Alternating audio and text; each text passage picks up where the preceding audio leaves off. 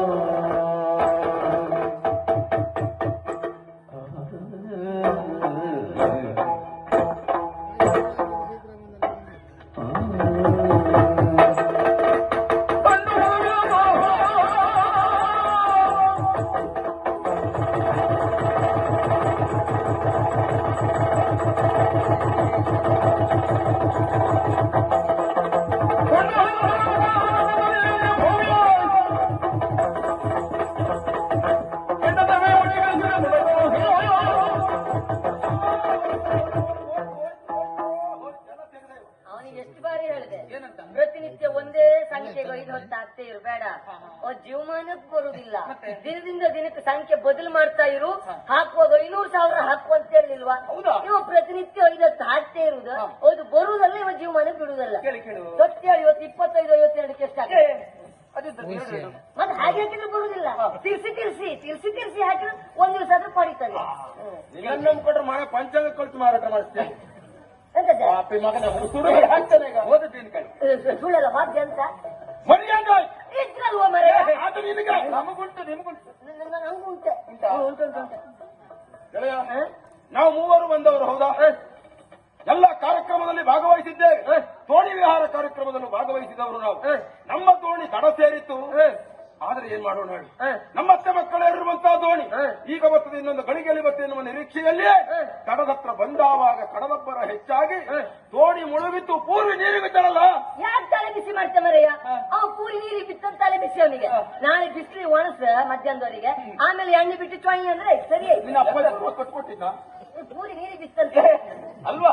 ಅತ್ತೆ ಮಗಳು ಪೂರ್ವಿ ತಲೆ ಬಿಸಿಯಲ್ಲಿದ್ದಾನೆ. ಇದು ಪೂರಿ ನೀರಿಗೆ ಬಿತ್ತ. ಪೂರ್ವಿ ನೀರಿಗೆ ಬಿದ್ದ ತಕ್ಷಣ ತಡ ಮಾಡಲಿಲ್ಲ, ಓಡಿದ್ದೆ. ಎಲ್ಲಿ ಓಡಿದ್ದ? ನಾನು ಹೊಂಗಿ ರಾಶಿಯಲ್ಲಿ ಸೊಂಟದವರೆಗೆ ಹುಗ್ದೋಗಿ ನೋಡ್ತೇನೆ ನಿಂತಿದ್ದೆ. ನೀವು ಓಡಿದ್ದ? ನಾವು ಬಂದಿದ್ದೇವೆ. ನೀ ಅಲ್ಲಿ ಓಡಿದ್ದಲ್ಲ, ಮತ್ತೆ ಅಮಾಸ್ ಬೈಲ್ ಹಾಡಿ ಓಡಿದ್ದ. ಎಷ್ಟೊತ್ತಿ ಬಾಗ್ಲ ಹತ್ರ ಅಂತ ಓಡಿ ಹೋದ. ಹೀಗಿದೆ ಬಂದ ಚಪ್ಪಲಿ ಮುಖ ಮಾಡ್ಕೊಂಡು. ನನಗಾಗಿ ಯಾವತ್ತೂ ಓಡಿದ್ದಿಲ್ಲ. ಎಂತದ್ದು ಅವನಲ್ಲಿ ತರಲಿಕ್ಕೆ ಹೇಳೋದು ನೀವು ಅವನ ಹೆಸರು. ಮತ್ತೆ ಅವ ಓಡಿದ್ನ? ಮತ್ತೆ ನಾವಿಬ್ರು ಓಡ್ಲಿಲ್ಲ ಅಂದ್ರೆ ನೀವೇನ್ ಮಾಡಿ ಸತ್ತ? ಅದೇ ನಾವ್ ಓಡ್ಲಿಕ್ಕೆ ಹೋಗ್ಲೇ ಇಲ್ಲ.